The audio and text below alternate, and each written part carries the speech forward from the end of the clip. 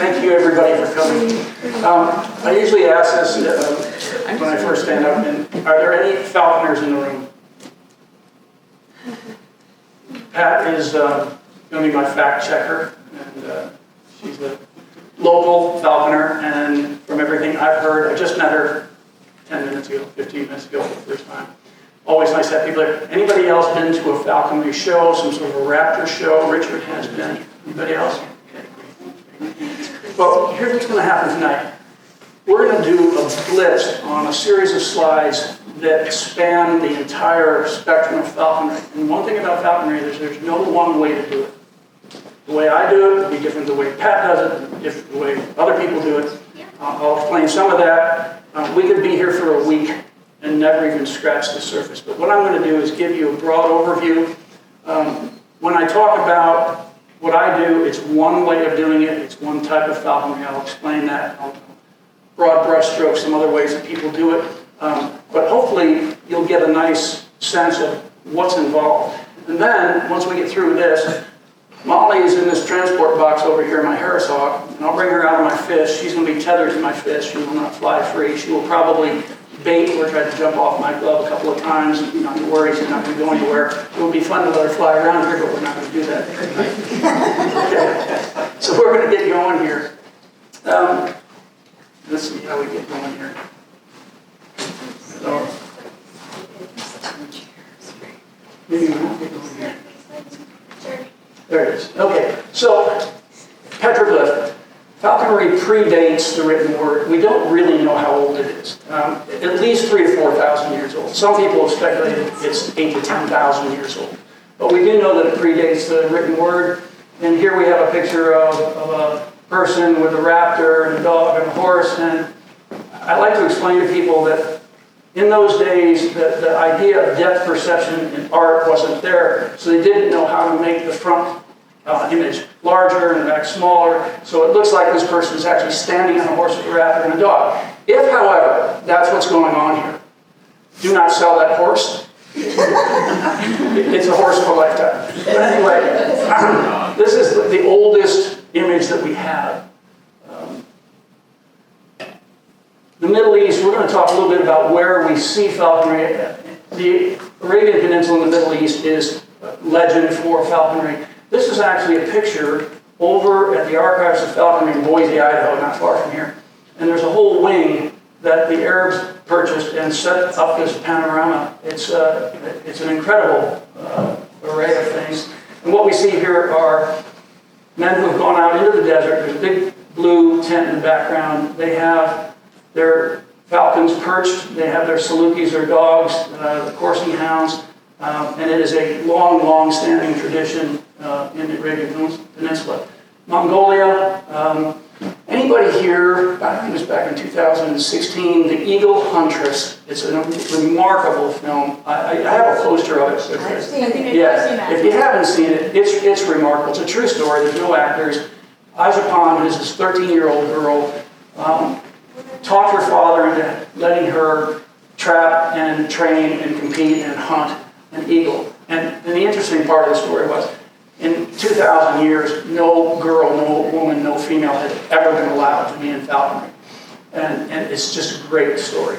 So if you happen to get that, and it's beautifully photographed as well, and all true. So hunt fox and wolves and other things out in Mongolia. Genghis Khan, it's reported that when he marched, he would take 800 falconers along with his army to help feed his army, because falconry was always in the beginning about putting food on the table. Certainly in England, it reached its peak with nobility and so on, got very structured. We see it in India, in Japan.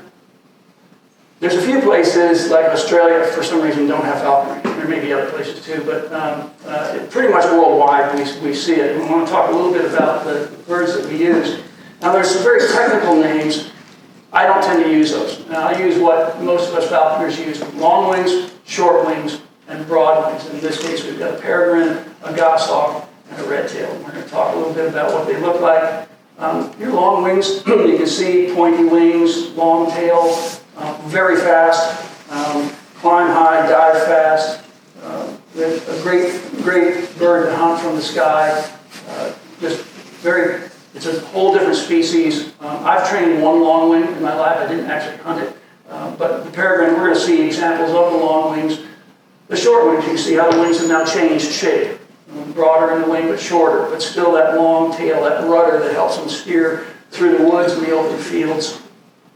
And then your broadwings. And typically a soaring bird. These are great birds for riding the winds and hunting from above.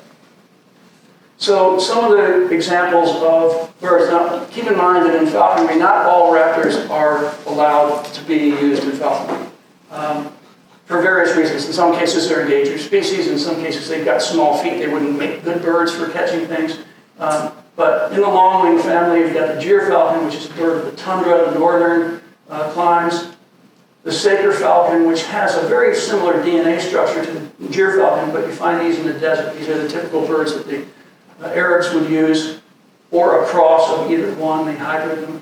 And the peregrine is a very interesting bird. Pat and I were talking about this just before we started. Back in the 60s and 70s, we almost lost the peregrine flat out to extinction. We didn't know at the time that the DDT that we were spraying on the fields was causing a problem with the development of the eggshell, and so the eggs would not go to maturity and the young would die, and the population was plummeting. And I mean, brink of extinction. Great story between biologists, falconers, breeders, state and federal agencies got together, started a breeding program, started reintroducing, and I know, I grew up in New York State. In New York State, they're completely back. They're all their nesting stuff I don't know about here in Oregon, but they've really come back, and it's a great story. There's some wonderful books out there. There's a title, I don't even remember what it is, but this is a great story about cooperative help in bringing a bird back from extinction. Now, on the right, this is what we call a stoop, meaning a dive. Does anybody know, they actually clocked, they put a speedometer on the back of a peregrine and had it dive. Anybody know? Hands. Does anybody know how fast it was clocked? Okay, hold that thought. Because I don't, can anybody guess? Yes? 200 miles? 242 miles an hour. Screaming down. It's amazing, amazing bird.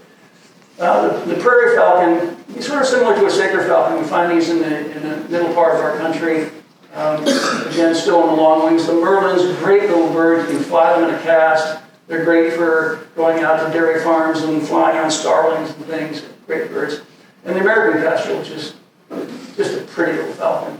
And one of the birds that in some states an apprentice can start with. They're small, so their weight management is a little tough, but they're a terrific bird.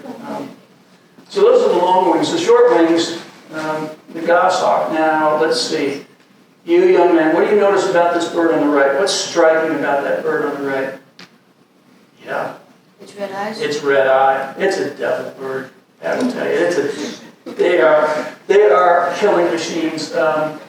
They're quite popular here in Oregon. They're more of a northern bird. They do better in colder climates.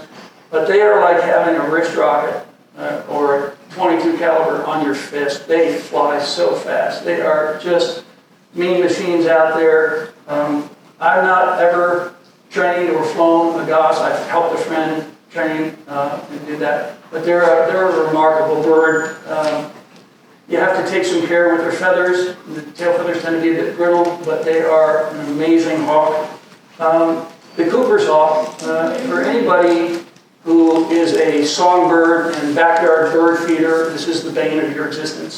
Sitting on your back deck, you've got 3 little bluebirds on your feeder, and there's a flash of blue-gray, and then you had 2 bluebirds on your feeder. And they're, have you flown them except, have you flown coops? Yes. Have you? I love flying. She loves them. They're awesome. They're awesome. And sort of the little brother is the sharp-shinned hawk, and sort of J size, and these are in the family we call accipiters, and they're a little tightly wound. It takes a rare and patient falconer, which I am not, to fly them, but they're terrific.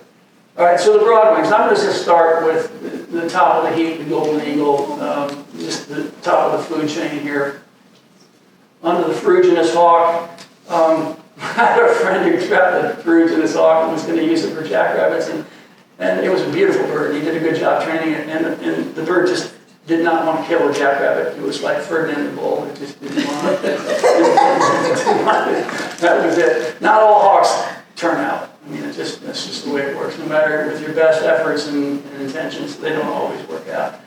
The red-tailed hawk is sort of the workhorse of modern falconry. It's the bird that most apprentices, most new falconers will start with. I flew these for many years back east in squirrel woods, big oak and shagbark, hickory, and maple stands, and they're just a terrific bird that way. They're built for taking squirrels. Squirrels can bite. Squirrels can do some real damage to birds other than red tails. I will admit and confess to you that I flew a Harris hawk on squirrels, and it didn't end well. And so it was my fault, and I didn't do that again. So when I came out here, I switched from red tails to Harris hawks, and we'll talk about that in a little bit, why. And here's the Harris hawk, and this is what Molly is. We'll get into that a little bit later on. You won't see any of these around here. The 𝐓𝐡𝐞 is a large sort of roadrunner, turkey-sized bird in Arabia. This is what they hunt out in the desert. But this is all feathered for it. Turkeys, I don't know if you've ever seen a turkey. So many turkeys stand about this tall.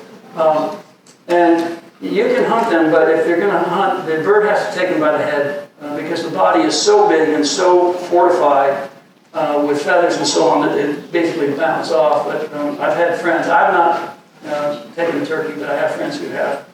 The ring-necked pheasant, in a case like this, that you'd have a dog that would be on point. You go send the bird up high, flush the pheasant, bird comes down, kills it. But, it's a very popular game, upland game bird. Ducks, I have friends here in Oregon who hunt them with goshawks, hunt them off the irrigation canals and so on. It's a great quarry. The sage grouse, again, the long wingers, people are flying falcons going after this. Part of the issue here is the population and development of land and trying to keep land open. And so part of the reason I do these programs is not just because I enjoy the sport and the art of falconry, but because it's part of environmental and conservation efforts. We need to keep land open for all of the recreation that we do, and particularly for some of these incredible species. Quail, saw some quail today on the road. There's tons of quail around Tons of quail around here. Crows, they do a fun thing in England. They crow hawk off horseback. In English, you got your bird in your fist and you're galloping over the fields, hawking crows.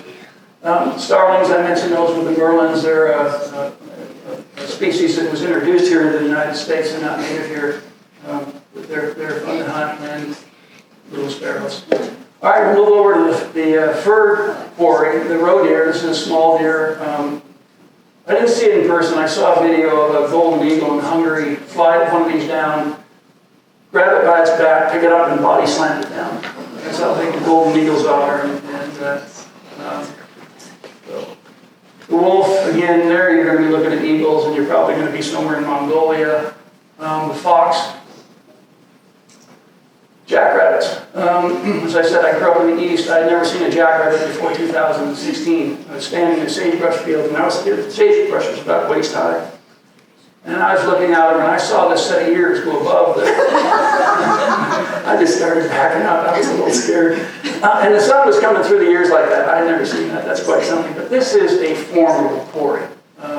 They can go from 0 to 40 in a blink. And they can not only run fast and just belt for the county line, they can stop on the dime and take a left turn. The first time I had a hawk flying on, it was a big red tail. And she was coming down from a height on a nice, long, accelerating flight. And the talons were out. They were within 12 or 14 inches of grabbing that thing. And that rabbit took a left turn so fast, and the bird ended up on the ground like, what? By that time, the rabbit was in the next county. The cottontail, an easier catch, but real good quarry. The desert cottontail.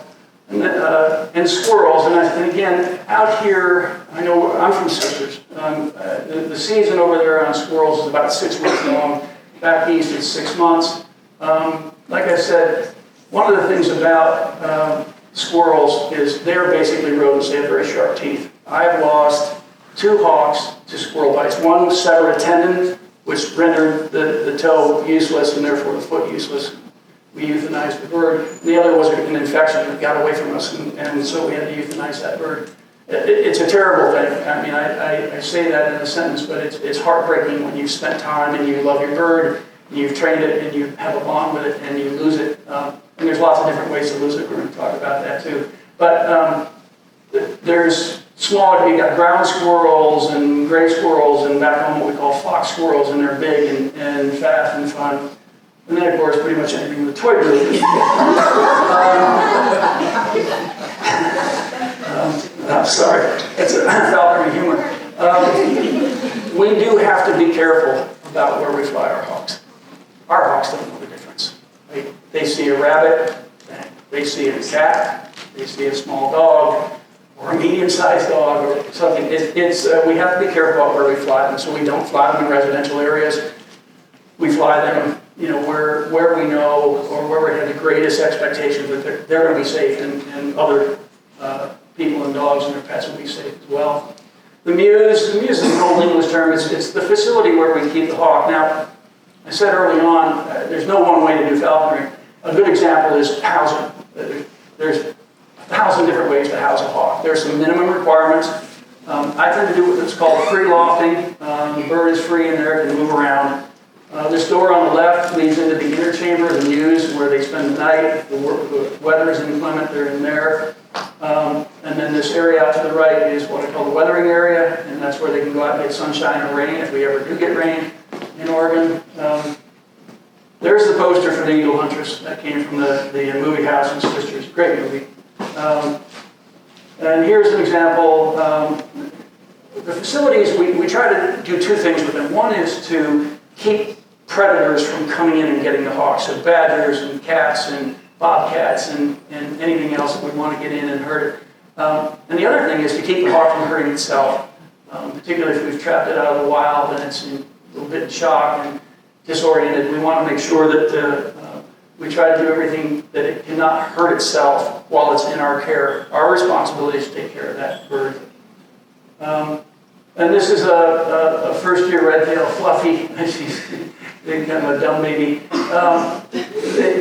We always put a perch up high as we can in the mews because they like to be on the tallest person. This is where she spends the night. This is the hawk that I had recently. This is Molly. This is a modified weathering area and some rope. It's actually synthetic rope, and it's a great perching material. But again, the walls are washable. We try to keep it clean. We want our birds to stay healthy, and we want them to stay safe. Some of the other equipment we use, glove, obviously. You can see the talons on the bird there. We'll talk about talons later. I'll show you all my scars. Anklets. If you look over on the right here, we've got anklets on the leg. And there's straps we call jesses that get woven between our fingers. So we lock the bird down. We have swivels and leashes to keep the bird on our fist. Part of that effort is to control the feet. If you control the feet, you're fine. If you don't control the feet, you're in trouble. You're liable to get footed, and it is not a pleasant experience. Bells. There's a couple of reasons for having bells. We want to be able to know where the bird is. So if my bird happens to be behind me and I'm out in front flushing, and she takes off, which she did 2 days ago, and she saw something, and she flew 200 yards to the west. And the reason I knew she left was because I heard the bells, and I immediately turned around and spotted her and saw her and went after her. So it's when they move, it tells us that they move. They're in the process of moving. The other thing is, if they're on the ground with quarry, oftentimes we can hear that they might even try to drag it under a bush or whatever, but we can often hear the bell. So it's a way that we can keep track of them. The hoods, this is a classic piece of equipment. Not all birds get hooded, but it's a good idea if you can. Hooding is an essential thing. If I'm out in the field and I'm half a mile from the truck and we've killed something or it's time to go back to the truck, Molly doesn't particularly like to ride on the fist, so if I didn't have a hood on her, she would try to fly off my fist all the way back to the truck. It would be unpleasant for her, it would be unpleasant for me. So I simply slip a hood on her, she goes, woo-saw, I'm cool, and we walk back to the truck. So it's a great way to calm the bird down. It's kind of like blinders on a horse, only more so. Once you put that hood on, they just calm down. They realize that there's no reason to struggle, and so they don't. Scales, one of the things that's new from 3,000 or 4,000 years ago, but the only reason a hawk comes back to us is because we keep them a little hungry and we've taught them that we have the food. So, and the way we do that is each individual bird is different. Not all Harris hawks are the same, not all goshawks are the same. We weigh them and we vary their weight until we get the response we want, which is coming back when we ask them to, jumping to the glove, and so on.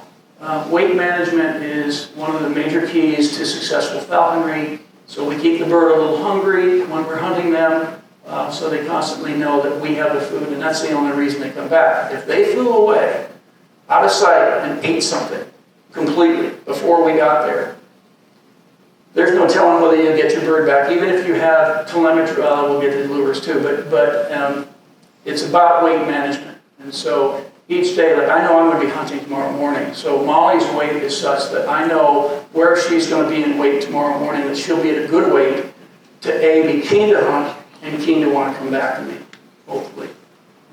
There is no guarantee that birds come back. The lure is an essential part of our sport. It's another way that we train them to come back. Molly is such, if she's half a mile away and I swing that lure, she will basically fly through a ring of fire to get back to that thing. And we've taught them from an early time in their training that the lure means, come on back, we're done, all you can eat, we're through for the day. And plus, on the left here, they're lure flying this hawk, this falcon, and it's a way to train a bird as well. Most of us use a lure, for those of us who are flying, like Harris hawks and red tails, use it to bring the bird down and bring it back. Is it scented or they just recognize it visually? They recognize it visually. We tie meat on it. I didn't. It's not very pleasant to show a piece of dead meat on a lure, so I didn't. But I've actually got one that's got a clip on each side, so we have a little meat on it when we swing it. Now again, if Molly is 200 yards away, which is a long ways, birds have eyesight that's 8 to 10 times better than ours. They can see a field mouse at a quarter of a mile. And it's amazing. And they can see movement too. If I swing the lure without meat on it, she knows, and she won't come. I mean, she'll start, don't fool me. But if you put even a little piece on there, they'll see it. Just like if it was in my hand, they see it like it's in my hand, and they'll come. This is the major game changer that's happened in the last 3,000 or 4,000 years, is telemetry. And this bird here has a back mount transmitter here. This transmits a signal, and this receiver receives that signal. Now, for a long time, up until a few years ago, it was a directional signal. So if your bird was out of sight and you pulled out your receiver and you went beep, beep, beep, beep, beep, beep, beep, beep, beep, okay, I'm going to go that way, but I don't know how far, not really. But I know that's the direction the bird is. Well, now they've got GPS, so you can literally take out your iPhone. The transmitter is GPS synced to this unit here, which you just clip on your belt about the size of an iPhone, and you can literally look at your phone and say, okay, I'm the dot here, and my bird is the dot there, and you just walk to where the bird is, or run, or whatever you're going to do. But telemetry has really changed the game for us. And especially if you're flying long ones and they're going up 1,000, 1,500, or 2,000 feet, and they get up there, they can see something 20 miles away. I have a friend in New York State who runs an abatement program. He works with airports and waste management sites and clears the most birds for safety reasons. He had a bird that went up and took off in New York State. They found it by way of telemetry in Virginia, 500 miles away. But you only have a limited time. The batteries don't last forever. The best thing you can do is to have a well-trained bird, have good weight management, and fly in places where it's likely to be able to line of sight and come back. There's no guarantee any day that we go out with our hawk that we're coming back with it. If you have a bird that you've trained and is well-trained and you're in an area that you know, there's a good chance you are. and particularly birds like Harris hawks and things like that. But there are so many things that can go sideways while we're out there that whenever we go out, there's usually, there's just a little bit of a question in the back of the mind, and we always try to mitigate the factors that will take the bird away from us, but it's not a guarantee. Perches and bow perch in the lawn, tall ring perches. This is a neat picture of this girl. She's a young falconer, apprentice, and a neat gal. And it was a very hot day at a picnic, a falconry picnic, and this is her red tail, and she was spraying it with water, just happened to catch the light real nicely. The T-perch, now it's not technically, we don't leave the word on this. If you're in an open area where the bird doesn't have a lot of perching ability on trees, now in the photograph on the right, you can see there are trees over to the right, but this fella is out in the open, and so he's got his Harris hawk up on the T-perch for the reason that the bird has a sight advantage where it can see out further over the field. So if something's moving out in front of the falconer, the bird will see it. It also gives it a little bit of a height advantage, so you can accelerate a little bit more from up there. It's a very good tool in the sport. The giant hood, you can see the giant hood that Molly is in. This is how we transport the birds. Molly's been in this box since 8 o'clock this morning. I've driven a red tail across the United States 3.5 days in the box, and maybe a half an hour out in the morning, half an hour out in the early evening. But it's a great way to transport the bird. The molt is the process each year when the birds discard feathers and grow new ones. It happens to all birds every year. In the world of red tails, this is a red tail. There's two ways we know that. Number one, we start to see the red tail coming out. And this is a first-year bird because they don't have a red tail in the first year. But as a falconer of red tails, this is my favorite time of the year when that first bird, and I'm going to keep her because I like the way she hunted, we start to see those new red feathers. And at the end of the molt, this is what they look like. Really stunning. Hunting scenes, this will be familiar to all of you. These are over, actually, in your sisters in Bend, but you've got sagebrush and rabbit brush, you've got junipers, you've got snow to look at tracks, you've also got gorgeous cascades in the background. This is great jack and cottontail hunting areas. This is kind of between here and sisters. This is in the Brothers and Hampton area. Again, a mix of junipers and sage, and then just wide open sage. And here, if you've got a goshawk, you probably got it on the fist. If you've got a Harris hawk, you probably got it on a T-perch here. Some of the hunting scenes. This is the cover of Jennifer and Tom Colson's book, The Harris Hawk Revolution. This is not my bird, but it could be. This is what it looks like, and you can see the size of the jack. And the jack's about twice the size and 4 times the weight of that bird. So in a case like this, when our bird catches something, we get in right away to try to help and dispatch the quarry. We don't want the quarry to suffer. We also don't want it to injure our hawks. This was a red tail that I brought out from the east. She was a big bird, and this was her first and only jack. She grabbed this jack from on the rump, and the jack still had traction in the front and tried to drag her through a bush. So she just put out her wings like you'd put out if you try to walk through a doorway with a board. And I got there, and my bird was stretched about 6 feet in one leg. And anyway, it was a good day for us. My better half, Laura, this is squirrel hawking in North Carolina. It's a fun sport to do. It's fun to go out and do that. This happened to be a good day with this. This was a big red tail, and she could handle squirrels all day long. We went out and caught one, and I said, "That's enough. One and done. We're going to go home." And she caught 2 more on the way back to the truck. A good friend of mine, Al Jordan, with his cast. A cast means 2, a pair. Cast of Harris hawks. This was me. I actually didn't fly. This is a friend of mine's male goshawk. He's just a fiery little bird, and just fast as lightning on cottontails and the rocks and so on. It was a fun day. This is Molly. We were out camping. I'll show you some scenes here soon. It's kind of like my Arabian desert adventure. Mantling, you see she's on a kill, and she's got her wings spread out. Now, why do you think she'd spread her wings over that? Why would she do that? Yes, ma'am. To protect the From predators. Exactly, and especially aerial predators. And so here's a picture of a red-tailed mantling over a squirrel. They're pretty serious about it too. And then get away from my quarry. So here are some scenes of Molly. A friend of mine and his wife came out with me, and they took some lovely shots. Here she is up on top of the juniper. You can tell a lot about a bird on their body language.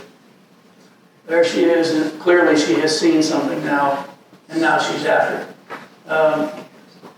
And hooded, and you can see that she's got, I fed her, this is her crop, it's sort of a pre-digested sac.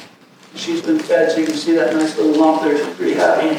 And again, we were probably a third of a mile from the truck, so I put a hood on her, and we went on back. This is putting on a hood, don't try this at home. You don't know what you're doing. They're very expressive, especially 𝐴𝑛𝑐𝐞, and we're going to get talking about 𝐴𝑛𝑐𝐞 in a second. They are incredibly smart, and they're vocal. I have a mic on. I'm hoping she may talk to me tonight. You'll hear it. She's got lots of different sounds she makes, but this one, they're very clear. It's like, okay, I came, I hunted, I came, where's my food? Right? And wingspan is, I'm going to guess she's close to 4 feet. She's a big bird. All right, and I want to talk a little bit about dogs. My dog's out in the truck. She's and this is not her. This was my first dog. It was my first Falconry dog. She's a little German short hair. And this was a male red tail that I had. When you're hunting squirrels, you don't really need a dog. I mean, the squirrels are up in the trees, and the birds up in the trees, and chasing them around and up and down the trunks and so on. If you're going to chase rabbits, jacks, cottontails, it's a good idea to have a dog. If you're gonna do upland game hunting, you need a pointer of some kind. They're just almost an essential thing, whereas having a dog in squirrel hawking is a luxury. Out here, for my purposes, a dog is a necessity. So this is my old dog. And we were camping outside of Alfalfa, Oregon.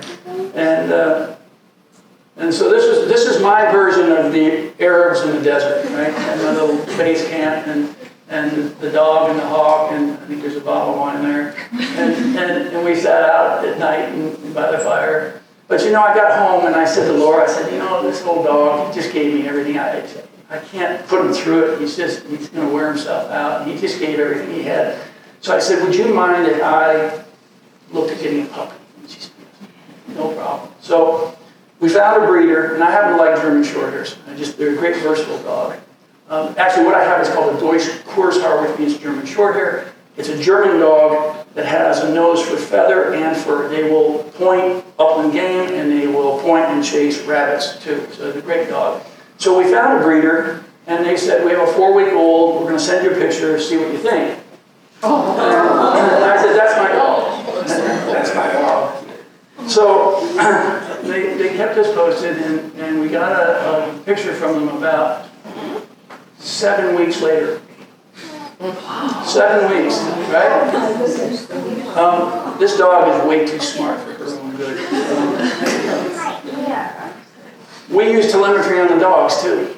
This is a great system. It does 2 things. I can tone or zap the dog, correct the dog, give it a shock for training purposes while I'm out in the field if I need to. And there's times when the safety, let's say they're heading for a road, right? Stop. It also is a GPS tracking system, so I know exactly where the dog is. If you're out in the sagebrush, you have a dog, and then that dog gets 20 yards out, gone. I mean, you can't see it. So this helps us in case it really takes off, and if they get lost and get disoriented and stuff, you can find them. I took her up to Washington State to one of the breeder parents and worked this field that had quail and rabbit in it. It was a great time. And this is what it looks like when it all goes well. You got Molly and the dog, and you got a big jackrabbit. And that's a good day. That's kind of what keeps us coming back. Because what could possibly go wrong? I'm going to tell you this right now. I've got about 6 slides, which we're not going to read all of them. But there are about 1,001 things that can go wrong. Dog can go one way, bird can go the other. Bird can fly out, get out of sight, eagle comes down, nails the bird, gone, plus your telemetry. flying into barbed wire fences. They can be shot by humans. There's any number of things. Now, just hold on to your hat. I'm just going to go through these. There are it goes on. I did that in about 15 minutes. Those lists I did in about 15 minutes, just off the top of my head. Pat could probably come up with about 40 more. There's all sorts of things that can go wrong. In the world of falconry, there are 3 classes: apprentice, general class, and master. As an apprentice, it's a minimum of 2 years, and you have a sponsor. You can either be a general class or a master class falconer. If you have satisfied the requirements to that sponsor after 2 years, they can support you moving up to general class. If they think you need more time, then you either bail or you do your time. That's at least a 2-year stint. The general class is at least 5 years. From there, you don't have to become a master falconer, but after 5 years of general class, you have to meet certain requirements, and if you're approved, you can become a master class falconer. And what that means is there are more birds, more types of birds that you can fly. And speaking of that, one of the principles in falconry is we try to match the bird that we have with the quarry that we happen to have. So we don't have a lot of pheasants out here, so we don't fly birds that are good on pheasants. We happen to have rabbits, so we fly birds that are good on rabbits. Or if you're hunting quail or grouse or something, you're going to use a certain bird for that. So you match the bird. So you don't say, I'm going to fly a peregrine falcon when what you want to hunt are sparrows. Right? You're going to pick the bird that's best for the quarry that you have. It's a long process. I'm not going to kid you, and it's a very serious undertaking. It's a big commitment. I don't try to discourage people, but I do try to make people very sober about what it takes. It's not like golf where you can play around a golf and put your clubs in the closet and go away. It's a lifestyle. So, I mean, there's reading that you have to do. You have to get a hunting license, time in the field with practicing falconers. There's written exams. You have to find a sponsor. You have to prepare your facilities. There's more paperwork. It's a very regulated, heavily regulated sport. And you have to trap and train your hawk. It's I'll just say it this way. It is a big commitment. It is not I do not support what I call pet keeping. Falconry is defined as the taking of wild game with a trained raptor. It is a hunting and killing sport. That is what falconry is. I had on Facebook the other day, some guy from who knows where else in the world said something about some group called Falconry Without Death. Falconry Without Killing. And I said, well, then it's not falconry. They said, well, yeah, it's like display. And I said, no. If you're not hunting and taking game, or at least trying to with your hawk, that's not falconry. That's pet keeping. Now, if you're a breeder or you're doing educational events or something, that's another story. But it is, we in my world, if someone wants to be an apprentice of mine, they're going to spend a year with me before they ever take their exam. Because I want them to know what it takes.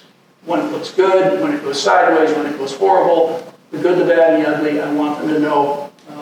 And I don't take on many apprentices because my standards are high for the way I do this sport. And I've seen too many people show up at field meets with birds that are fat, that are out of feather, and poorly trained, poorly equipped, and that's not what this sport is about, not in my world. The Harris hawk, we're getting to the end of this one, we're getting all out. The Harris hawk, we've known about Harris hawks for a long time, but we didn't know, they didn't come into the world of falconry until 35, 40 years ago or so. They are a remarkable hawk. They grow up in social groups. They're often referred to as the wolves of the sky. They hunt cooperatively. They'll hunt in formations. They'll send a recon bird out. There'll be a killing group in the middle. There'll be some outriders, and they work together to kill and then share that. This is an interesting thing, which I've never seen in another hawk. It's called stacking. The image on the right is actually a painting, but it was taken from a photograph, and the one on the left is actually a photograph. You can see this in breeding chambers. You can see them doing this, but where they live, there's very few places to perch. So you have a bird sitting on a saguaro cactus here, and there's no other place. So the bird comes, well, I'll just be on your shoulders. So it's a very interesting thing that they do. We talked about a cast. They're sitting on a T-perch. One of the great things and fun things about Harris hawks is you can fly multiples. You can fly 2, 3, 4, you can do what they call gang hawking. I've flown 2 separate casts and had a great time. Right now I'm just flying a single plus a dog, and that seems to be fine. If I wanted to take more game, I'd get a second hawk. But that means second facility, second telemetry, and anyway, I at least like single life, so I've just got one at the moment. But flying Harris Hawks as a cast is really fun. I'm sorry Laura isn't here to see that this was a couple years ago. It got very, very cold. The Harris Hawks aren't from this part of the world. They're from the Southwest. They're from Central America and Northern South America. They're prone to frostbite, so we have to heat their mews at night. And it was so cold that I just didn't trust it. So my darling wife let me commandeer the kitchen, put the tarp down over the kitchen island, brought Molly in for about 5 days. And Molly just loved it. She ruled the roost, no pun intended. Looked over all the meals we made, and commented, by the way. This was my first day with Molly, and Molly came to me. It's a bit of a sad story, but hopefully it will end well. I have a good friend and his wife who've been falconers for over 50 years each. 100 years of falconry between them. And they got sick a couple years ago, and it was COVID, and they sent him home, and she died a week later. It was just an awful thing. And Brian called me and said, look, needless to say, I'm overwhelmed, and I could use some help. Would you be willing to take my wife Linda's hawk and keep her for 6 months? And there's some paperwork that we had to do. I said, absolutely. I said, by the way, would you mind if I hunted her while I had her? So this was in February. A year ago, this past February, and so I was able. I like to hunt through about the end of March, and then the molt starts, and I don't hunt them after that. I want them to spend all summer getting fat and growing new feathers. So we hunted about 6 or 7 weeks and got along famously. She's a really, really good hawk, and this is Molly. So I'm going to pull her out, and then. Any questions? I mean, any questions. It doesn't matter what they are. If your dog goes one way and your bird goes the other, who do you follow? Go after the bird. Yeah, I have to go after the bird. She's federally regulated. What's the average lifestyle for a hunting hawk? A lifespan? Yes. Well, a Harris hawk, Molly's mate or other bird in that family is hunting at 23. I know a guy that was hunting a red tail at 33. So they can, 20, 25, 30 years in captivity. In the wild, who knows? Don't know. But if they're, Pat, have you, what's the longest you've heard of anybody having a bird? In captivity, 33, I think it was. Yeah, I think so. Yeah. So in that 25 to 30 span. All right, pumpkin, let's go. Yeah, come on. Yeah, good. No, you're so good. Hi. Sweet. Huh? Okay, so this is mine.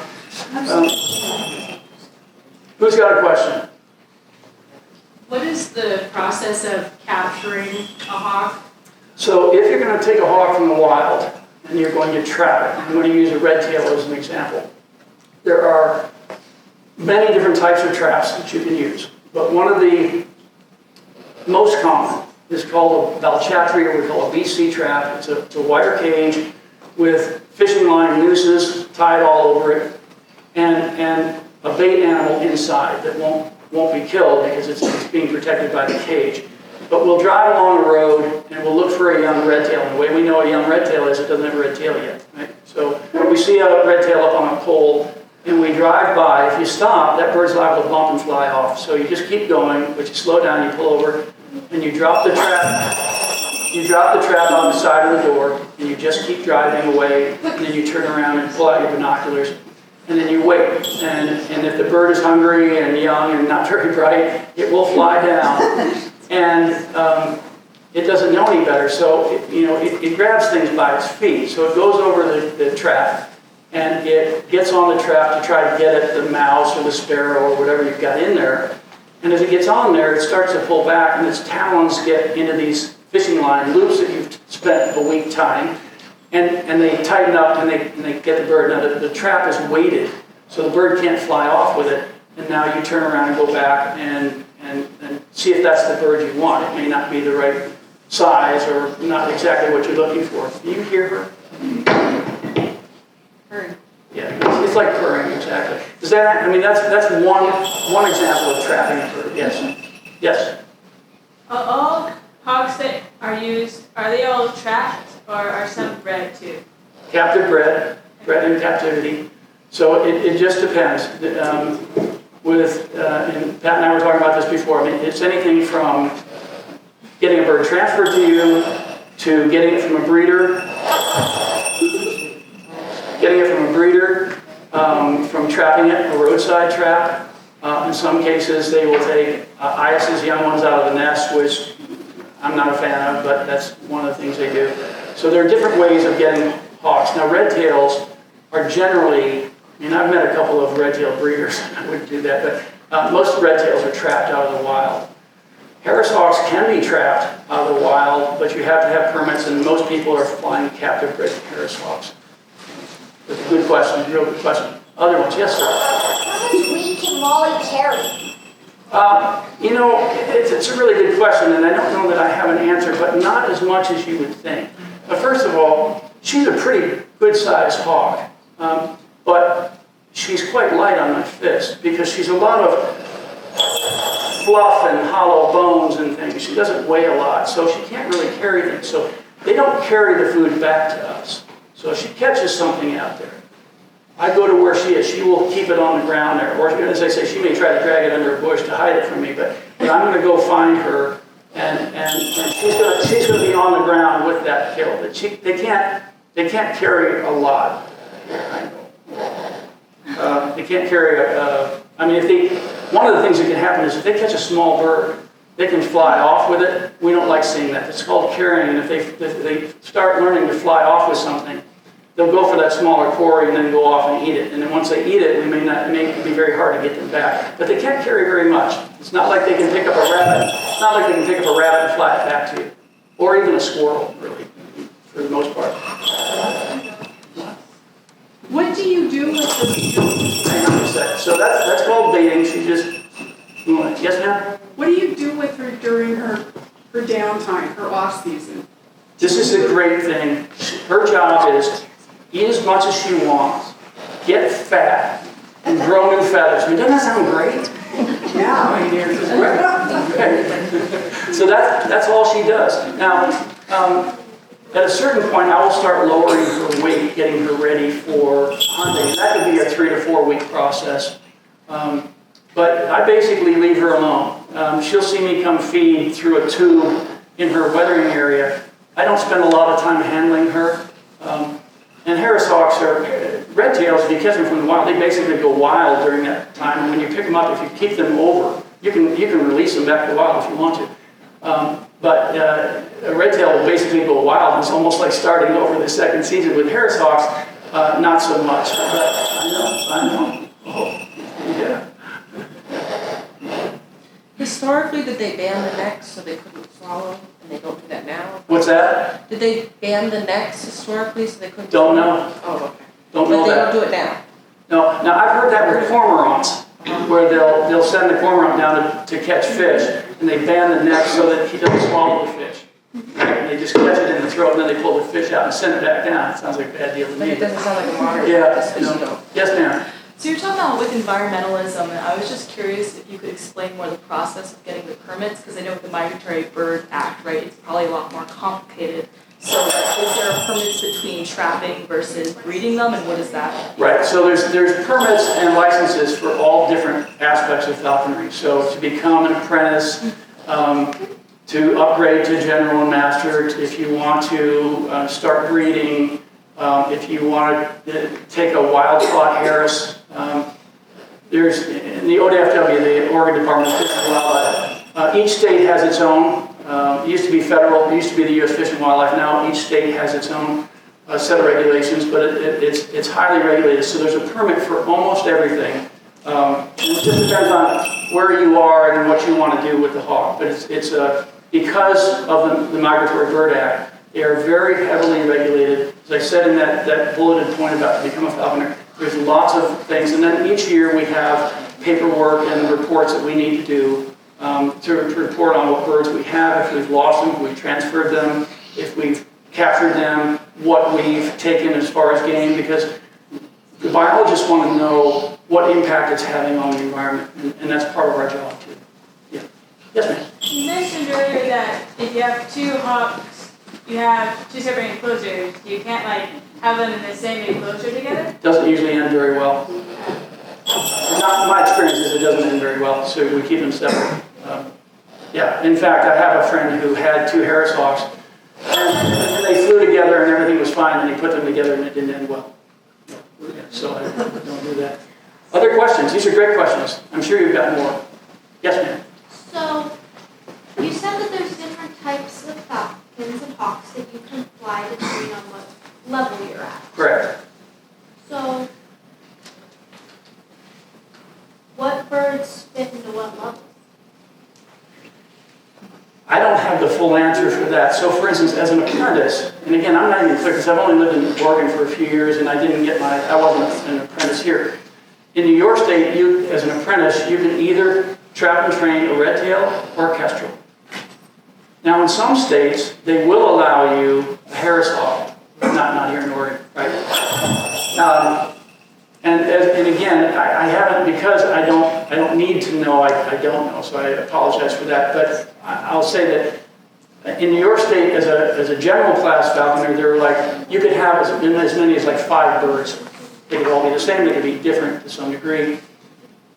In New York, as a master falconer, you could have 13 birds. Now, again, I only want 1 or 2, right? I only want to do justice to the bird that I have or the 2 that I have, so I don't have a lot. And I know people who are breeders, some people who flew long wings during the day and Harris hawks later in the day and red tails the next morning or whatever. And so part of it was the number of birds that you can have.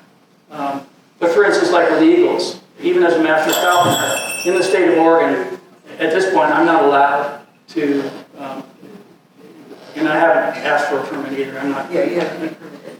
You have to be permitted, and you have to find a bird that's depredating somewhere. Yeah. So that the masters can, they fly parrots and the eagles. Yeah. Roxy just sent an email out yesterday. Did she? Yeah. Yep. Find Right. permits. Okay, these are great questions. We've got coming down the home stretch. Who else? Who else is thinking about asking a question? But not asking. Yes, ma'am. So they're primarily food oriented. Do they bond at all with the falconers or? Okay, good point. So this is, for those of you over the age of 18, you'll probably understand what I'm about to say. For those of you who are younger, you can explain it to them later. This is a story of unrequited love. I love Molly. Molly does not love me. It's true. It's a sad story, right? It's a sad story. But we get along pretty well. She's my hunting partner. She's not my pet. She is not a pet. And I can tell you that if I gave her the chance, she'd pin me down and rip my heart out just to get at me. She's not mean by nature. It's just in their DNA. They're hunters. So there is a bond. There is definitely a bond. And you see that bond if you lose a bird. You see it most intimately and most painfully if you lose a bird. But when you're out in the field and it's clicking and the bird is following and it's killing and it's coming back to you, and there is definitely a bond. I mean, I have a bond with Molly. She and I have only been together a year and a half or so now. And she was with a woman for 10 years. I didn't know whether or not she would take to me at all. But there's definitely a bond, and we feel that. But they are pretty straightforward. It's about food. It's about shelter. When I've let red tails go, I mean, I had a red tail for 5 years who was just a phenomenal hawk, and she gave me everything. There was nothing else I could ask for. So I released her. And you take all their equipment off, no more bells, no more anklets, no more hoods, no more telemetry. You take it all off, and you set them off. And you're sitting there, and tears are streaming down your eyes. You're sitting there, and your hawk is flying away, and it's bizarre because you don't hear any bells. They're just flying off to a tree line. And they do not look back. They don't, it's like, hey, gotta go get a meal, bye. And I'm sitting there crying like a baby for days, like, oh my God, where's my bird? So there's definitely a bond that we form, and it's wonderful. And even in the painful things, and when it goes sideways and you lose a hawk or something goes wrong, there is that bond, but they're very straightforward. I mean, they're built to hunt and kill. And I mean, I'm not gonna anthropomorphize this bird and say, she will miss me. I don't think so. I wish she would. But anyway, so good question though. Yeah, I mean, there's clearly a bond. Anybody who does this sport, it is a thrilling sport, and you have a good day. Like that picture with the dog and the jackrabbit and stuff, and it just keeps you coming. Or you go out and here's just a beautiful day, and you're out there with the hawk and the dog and the rabbits and the sagebrush and the Cascade Mountains, and it's gorgeous. And so you just keep coming back for it. But you can have whole stretches, whole seasons where it's just one heartbreak after another.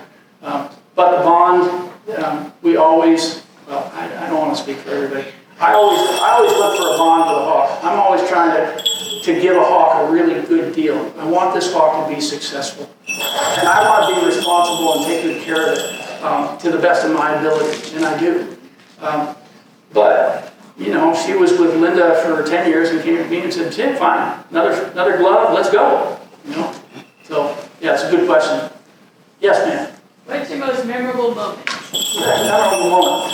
The first bird I trapped. Actually, the first time I took the end of the hawk, and what we tend to say in falconry is you're not a real falconer until you take your first game.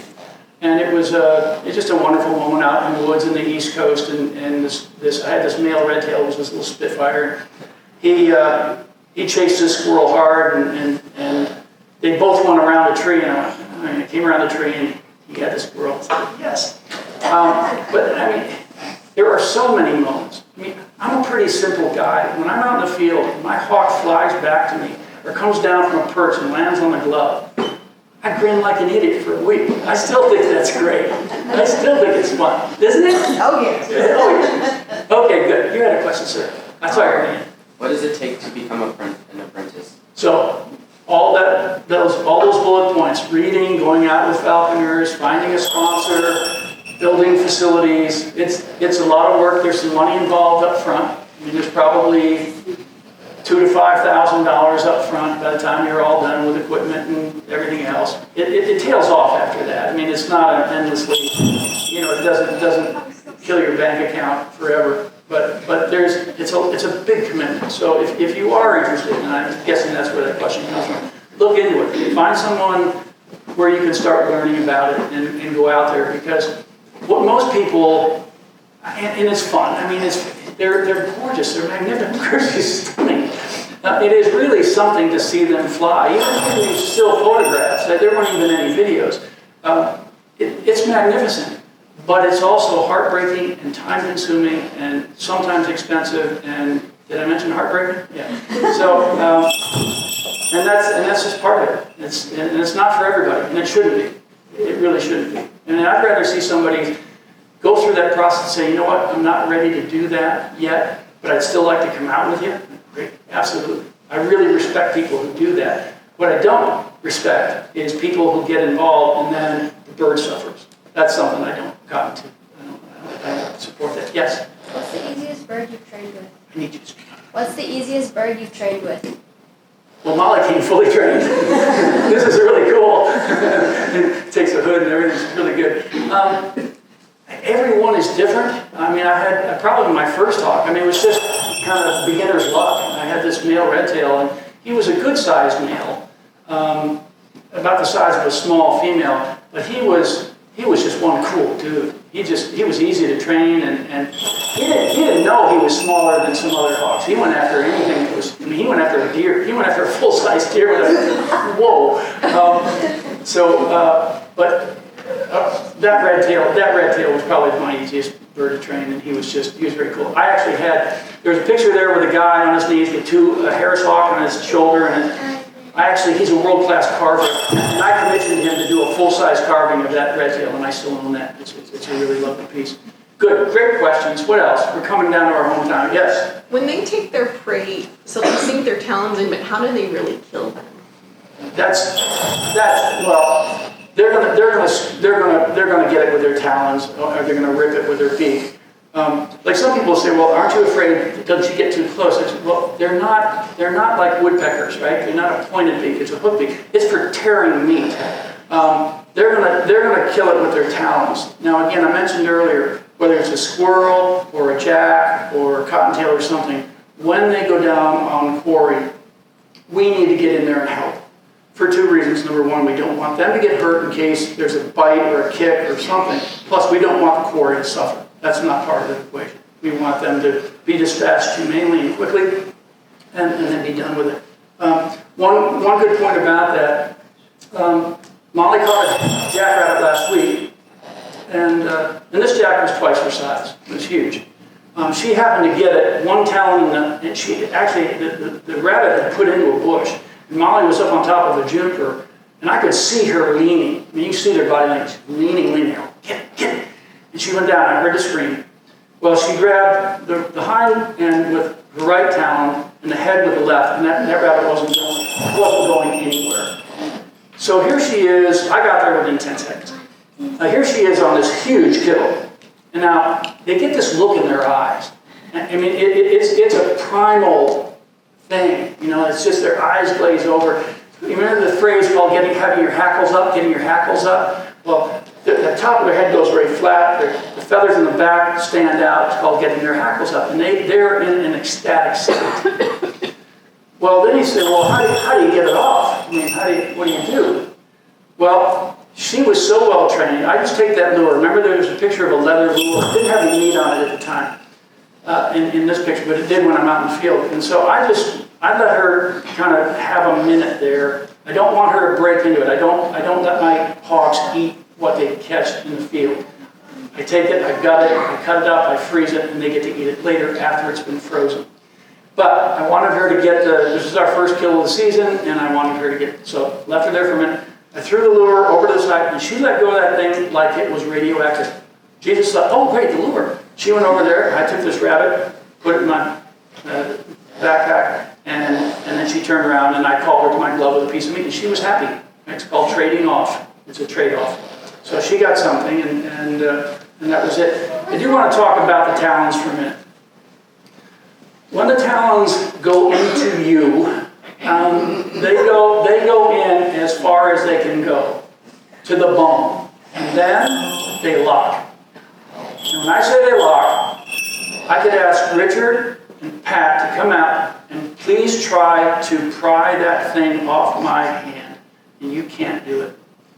So, only two ways that I know of. One is find a piece of meat, throw it to the side, let them, like the trade-off I just mentioned, and that happened to me one time. And the other is you can actually squeeze their head. I had to do that once. Once it worked, once it didn't. But when those talons go in, they are needle sharp. I can't, there's no way I can get this across, but they are needle sharp. And they go all the way in, and then they lock. And it's serious. And when they grab something in the wild, they don't let go. So when this hawk grabs a jackrabbit, you saw that picture, that first picture of the Harris hawk grabbing the back of that jackrabbit? That hawk's not going to let go. So I'm sure the falconer got in there right away after that and because that Harris hawk had it by the hind end, by the lower back. And the falconer had to get in there and help it out. But the talons are serious business. Even with a captive bred bird, I'm never casual with a hawk. Anytime I've been casual, I have paid the price. I've been stitched, glued, cauterized, injected. It's an occupational hazard. If you're going to be around hawks, you're going to do it. What you don't want to do is have an eagle and have that happen. You get your lunch.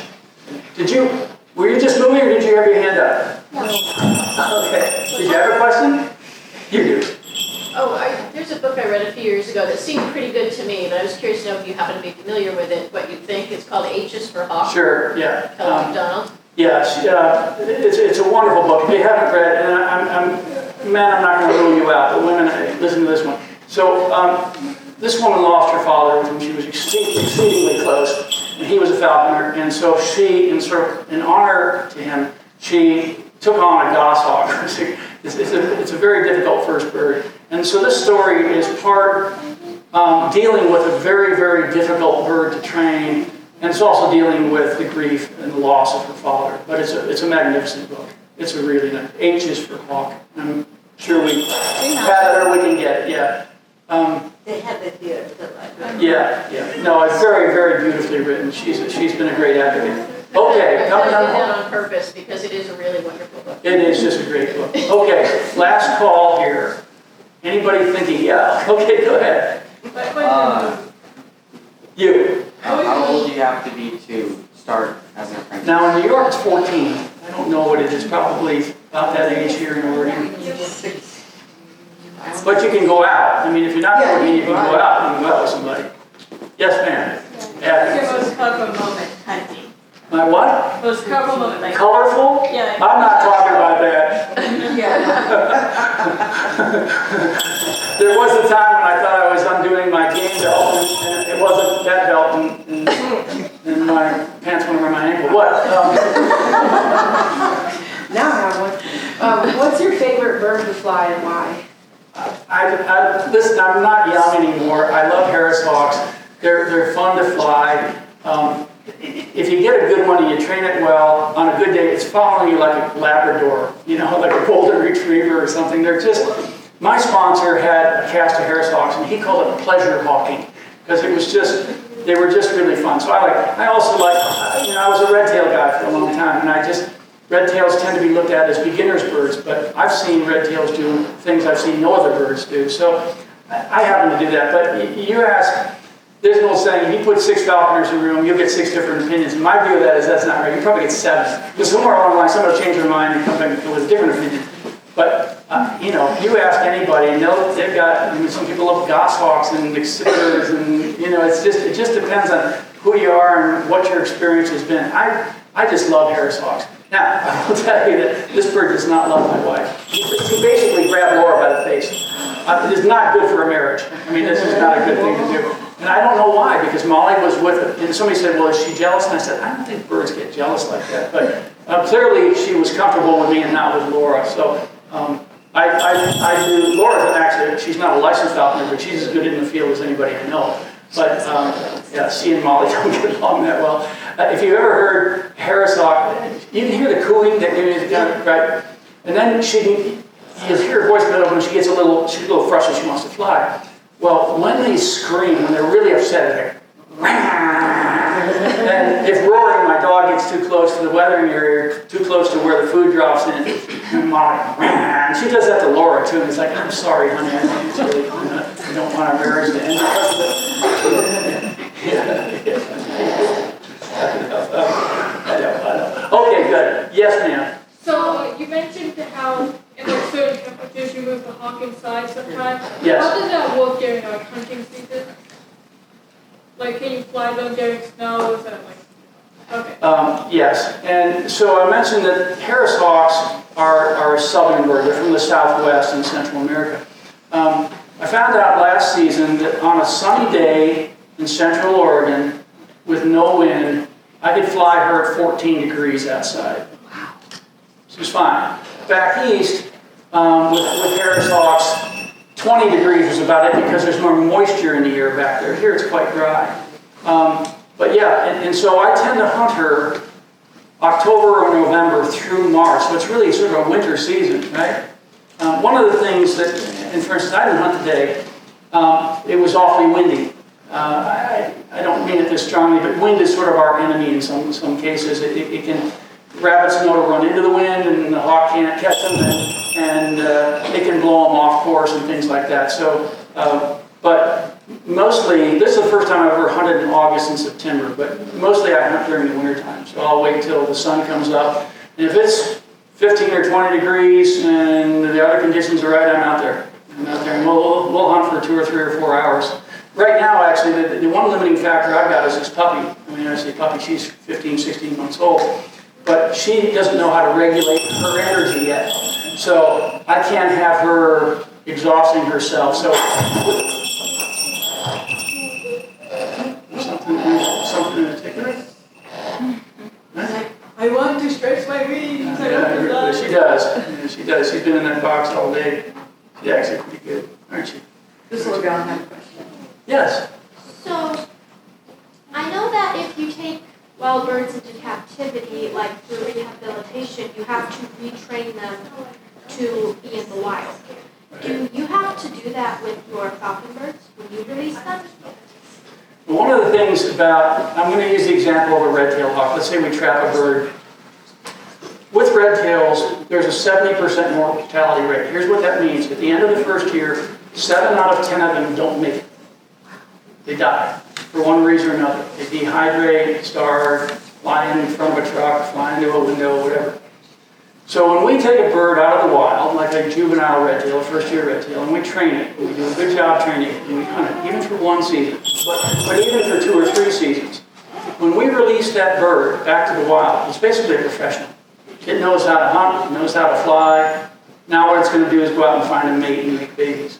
But you know, when we're done with a bird, like I can't release Molly to the wild. She's a captive bred bird, so she will never be released back to the wild. But with a red tail, if we've kept them for even 1 season and they've done a good job, or maybe it was even a mediocre job, they are ready to go, and we take their equipment off and send them, and they're good to go. They're fit, they know their job, and so I like to feel that we've done a really good thing for those of us who take the sport responsibly and do a good job with training and hunting. So yeah, it's they're fit and ready to go when we turn them back to the wild. It's not like a rehab bird that's been injured. We don't have to teach them that anymore. They're fully equipped to go back. Yes? Can any hawk be trained, or is there some species where it's like, never try that? Well, and I'm not an expert on that, so I don't know the full answer, but there are hawks that are not allowed in falconry, and for whatever reason, and like I said, sometimes the feet are too small, they wouldn't make good hunting birds. I don't know, but not all birds are allowed in falconry, either because they're not suited or for some reason they're not suited. Yeah. Okay. We are coming down. This has been great, honestly. These are great questions. I love this. Thank you so much. Yeah. What else? What else? What else? Can I just ask you quickly? Yes. Is there a preference or a reason from one to the other between a male and a female? Yes. It's funny, because one time I was standing out there and somebody said, "Can you tell me what your sexual preference is?" And I said, "I'm sorry, I don't know you well enough to answer that question." So there is no judgment about this. In the world of squirrel hawking, we like females. Why would we like females? What's the difference between females and males in the world of raptors? Yes, young man. The females are bigger. Yes, they are. By how much on average? How much? By how much on average? One third. And that's why they call the male the tiercel, means 1/3. So if you're hunting squirrels, back east, big squirrels, you want a big female red-tailed because they have big feet and they can handle it. If you want a bird that's very fast and agile and aerial and maneuverable, male is a great choice, but it depends on your quarry. If you're going to hunt jackrabbits, you probably don't want a male, say red-tailed. I mean, there are people who hunt jacks with male harrises, I think. I still think that, again, you're going to match the bird to the quarry. So if you're going to hunt something big like a jackrabbit, I'm still going to go for a female, right? But it really depends. And if you have small birds like merlins or kestrels, it doesn't really matter much. But, oh, she heard that, she squeezed. Good question, though. So because I've hunted squirrels in larger quarry, I tend to look for females. But I know people who love males just because, and I don't know enough I haven't flown enough males. It's like in horses, I love geldings because geldings are just like mellow mares that are up and down.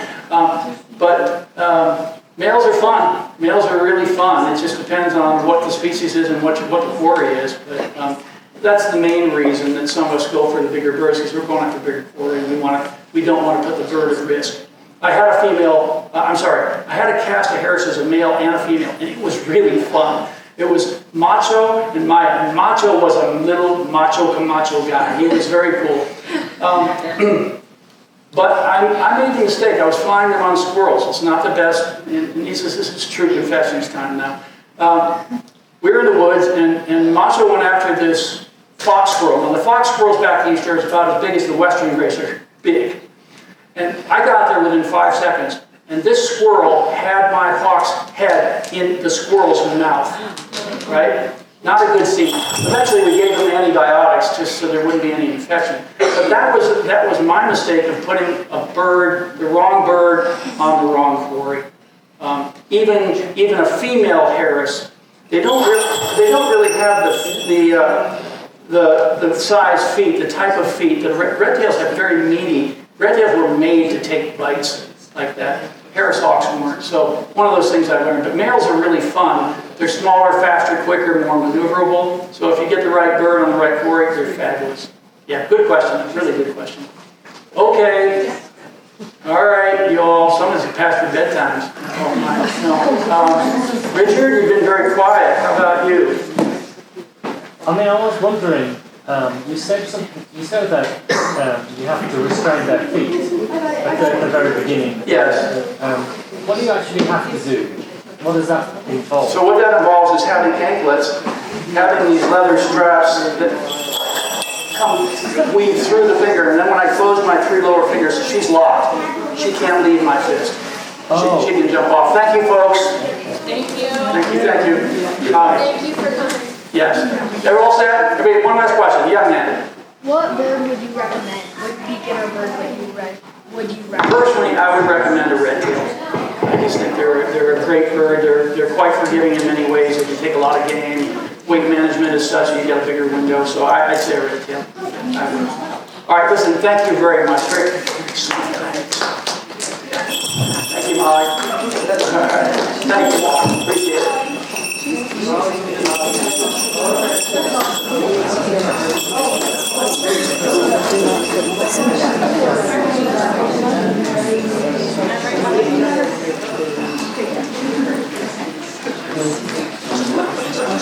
Thank you so much.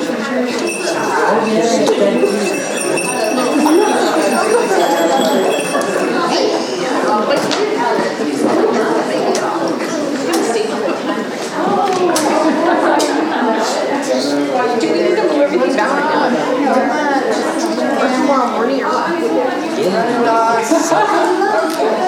Well, I don't want you to stay here. I had to stop about 3/4 of a mile from the which is fine. It's about 10 minutes.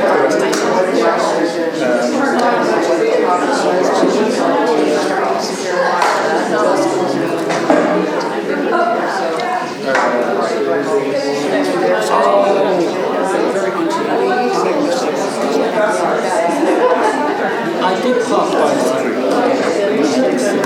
There was a guy actually just a little bit back, and he was chasing. Other than that, there was nobody else.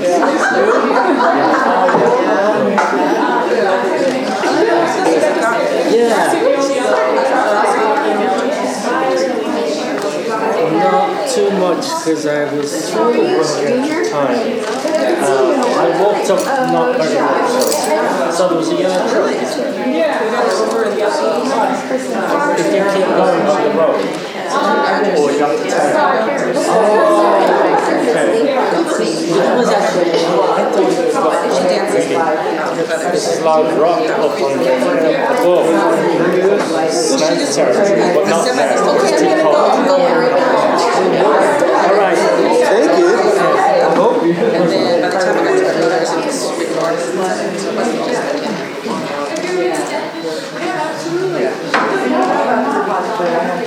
If you register, yeah, I don't know if my others can do it. I don't know how old they are, so I don't know if they can do it.